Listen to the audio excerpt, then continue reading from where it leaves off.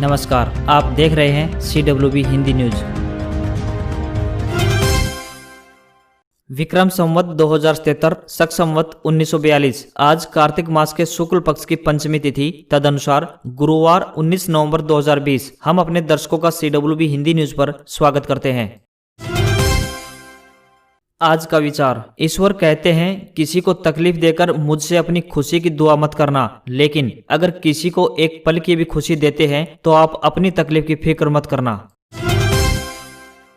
राजधानी दिल्ली में कोरोना संक्रमितों का आंकड़ा बुधवार को 5 लाख पार हो गया। अब तक 5,03,084 लोग संक्रमण की चपेट में आ चुके हैं। 24 घंटे के अंदर 7,486 लोग संक्रमित पाए गए। सबसे ज्यादा एक्टिव केस वाले शहरों की लिस्ट में दिल्ली टॉप पर है। इस बीच दिल्ली के मुख्यमंत्री अरविंद केजरीवाल ने कोरोना के बढ़ते मामलों को देखते हुए गुरुवार सुबह 11 बजे ऑल पार्टी मीटिंग बुलाई है। इसमें मुख्यमंत्री कोविड-19 को काबू करने के लिए कड़े कदम उठाने को लेकर चर्चा कर सकते हैं। बैठक में भाजपा, कांग्रेस समेत अन्य पार्टियों के नेता भी शामिल होंगे। अमेरिकी फार्मा कंपनी फाइजर और जर्मन कंपनी बायोएनटेक की joint corona vaccine phase 3 trial में 95% असरदार साबित हुई है। कंपनी के मुताबिक वैक्सीन उम्रदराज लोगों पर भी कारगर रही। इसके कोई सीरियस साइड इफेक्ट भी नहीं दिखे। फाइजर इसी साल वैक्सीन के 5 करोड़ डोज बनाने की तैयारी में है। फाइजर ने वॉलंटियर्स को वैक्सीन की पहली डोज दिए जाने के 28 दिन बाद उसे कोरोना से बचाव में 95% असरदार पाया। चीन के साथ जारी तनाव के बीच भारतीय सेना ने लद्दाख में तैनात रहने वाले सैनिकों के लिए आधुनिक आवास तैयार किए हैं। इनके बन जाने से सर्दियों के मौसम में भारतीय सेना की ऑपरेशनल एफिशिएंसी में इजाफा होगा। सेना ने कहा है, नए हाउस बेहतर सुविधाओं से लैस हैं। बिल्कुल नई तकनीक से इन्हें तैयार किया गया है। इनमें बिजली, पानी, हीटिंग की सुविधा के साथ स्वास्थ्य और सफाई का भी ध्यान रखा गया है। आर्मी के पास अब तक सर्दियों में तैनाती के लिए स्मार्ट कैंप्स ही मौजूद थे। नए आवास उनकी कमी भी पूरी करेंगे। सर्दियों में लद्दाख का तापमान 30 से लेकर 40 डिग्री तक गिर जाता है। नवंबर महीने के बाद यहां 40 फीट तक बर्फ गिरती है। इस दौरान पूरे इलाके का सड़क संपर्क भी कट जाता है। दिल्ली में दोबारा से लॉकडाउन नहीं लगेगा। एक दिन पहले ही मुख्यमंत्री अरविंद केजरीवाल ने इसके संकेत दिए थे। हालांकि बुधवार को डिप्टी सीएम मनीष सिसोदिया ने कहा कि हमारा लॉकडाउन लगाने का कोई इरादा नहीं है। उधर उपराज्यपाल अनिल बैजल ने दिल्ली में होने वाली शादियों में मेहमानों की संख्या 200 की जगह सिर्फ 50 रखने की केजरीवाल सरकार के प्रस्ताव को मंजूरी दे दी है। यह पाबंदी कितने दिन के लिए होगी यह साफ नहीं है। हालांकि इससे दिल्ली के वेडिंग मार्केट पर असर पड़ सकता है। इस साल नवंबर दिसंबर में शादियों के 7 बड़े मुहूर्त हैं। 25 नवंबर को देव उठनी एकादशी के दिन से शादियों का सीजन शुरू होगा। संकट में फंसे लक्ष्मी विलास बैंक से पिछले 24 घंटों में इसके जमाकर्ताओं ने 10 करोड़ रुपए से ज्यादा की रकम निकाल ली है। यह निकासी भारतीय रिजर्व बैंक यानी RBI के आदेश के तुरंत बाद से शुरू हो गई थी। बैंक के एडमिनिस्ट्रेटर TN मनोहरन ने यह जानकारी दी है। बैंक ने आम ग्राहकों के लिए प्रतिदिन 25,000 की निकासी की सीमा तय की है, जबकि आपातकाल में 5 लाख रुपए निकाले जा सकते हैं। यह आपातकाल मेडिकल, शादी, शिक्षा और अन्य के लिए माना जाएगा। इसके लिए ग्राहकों को सबूत भी देना होगा। 94 साल पुराने लक्ष्मी विलास बैंक के कुल 4,100 कर्मचारी हैं और 563 शाखाएं हैं। घर खरीदने वालों के लिए अच्छी खबर। सस्ता हुआ यूको बैंक का होम लोन। सार्वजनिक क्षेत्र के यूको बैंक ने होम लोन पर ब्याज दर 0.25% घटा दी है। नई दरें बुधवार से प्रभाव में आ गई हैं। बैंक ने बयान में कहा है कि संशोधित होम लोन पर ब्याज दर 6.90% से शुरू होगी, भले ही कर्ज की राशि कुछ भी हो और कर्ज लेने वाला कोई भी काम करने वाला हो। वहीं कोटक महिंद्रा बैंक भी होम लोन की ब्याज दर 0.15% घटा चुका है। नई दरें 1 नवंबर से प्रभावी हैं। प्रमुख क्रिप्टो करेंसी बिटकॉइन बुधवार को उछलकर $18,000 के पार पहुंच गया। यह दिसंबर 2017 के बाद का सबसे ऊपरी स्तर है। इंट्राडे कारोबार में इसने $18,483 का ऊपरी स्तर छू लिया। पिछले 3 दिनों में दुनिया की इस सबसे बड़ी क्रिप्टो करेंसी में 17% का उछाल आया है। इस साल अब तक यह 160% मजबूत हुआ है। दिसंबर 2017 के आखिरी हिस्से में बिटकॉइन ने $19,783 का ऑल टाइम हाई स्तर छू लिया था।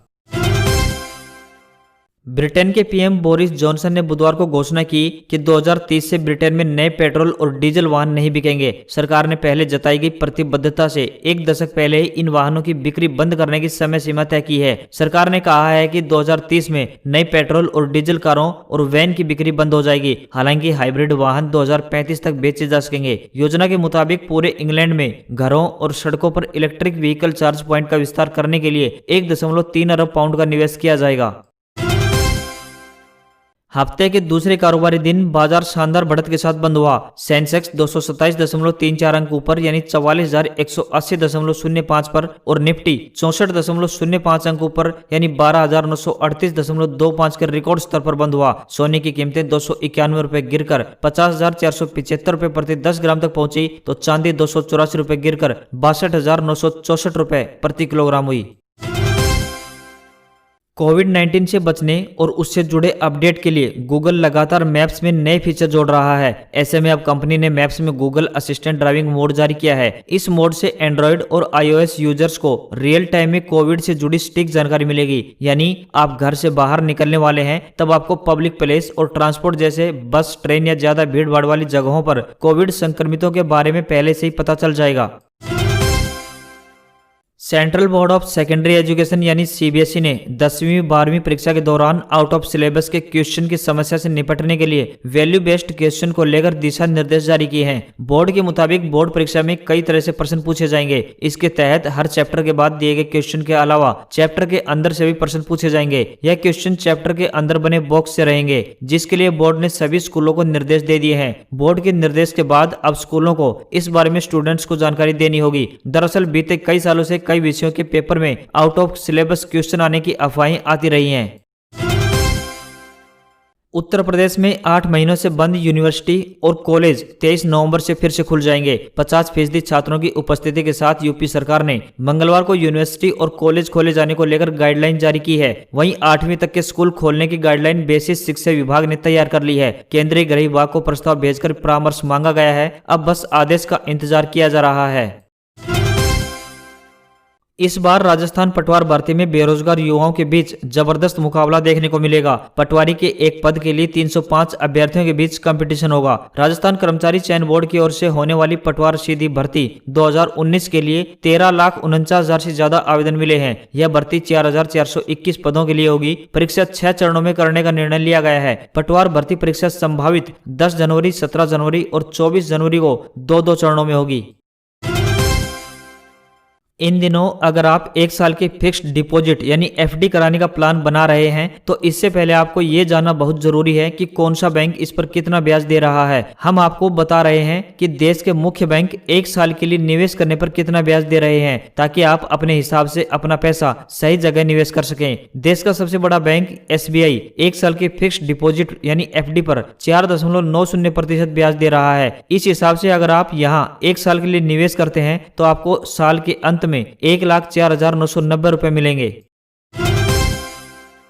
भारत चीन के बीच तनाव को लेकर एक चीनी प्रोफेसर ने अजीब दावा किया। चीन की रेनमिन यूनिवर्सिटी के स्कूल ऑफ इंटरनेशनल स्टडीज के एसोसिएट डीन जिन केनरोंग का कहना है कि चीन ने 29 अगस्त को लद्दाख में भारतीय सैनिकों के खिलाफ माइक्रोवेव हथियारों का इस्तेमाल किया था। चीन का दावा है कि 15 मिनट में भारतीय सैनिक उल्टियां करने लगे और चोटियों को छोड़कर चले गए। हालांकि भारतीय सेना ने इस दावे को खारिज किया है। सेना ने ऐसी सभी खबरों को गलत बताया है। आपको बता दें कि माइक्रोवेव हथियार क्या होते हैं। माइक्रोवेव हथियार को डायरेक्ट एनर्जी वेपन्स कहा जाता है। ये कम घातक होते हैं, जिससे कोई गंभीर चोट लगने या मौत का खतरा नहीं होता। माइक्रोवेव हथियार शरीर के अंदर मौजूद पानी को गर्म कर देते हैं। इससे जलन होती है। ये जलन उतनी ही होती है जितनी एक गर्म बल्ब को छूने पर होती है। माइक्रोवेव हथियार का असर तब तक होता है जब तक टारगेट उसी जगह खड़ा होता है, लेकिन वहां से निकल जाने पर इसका असर खत्म या कम हो जाता है।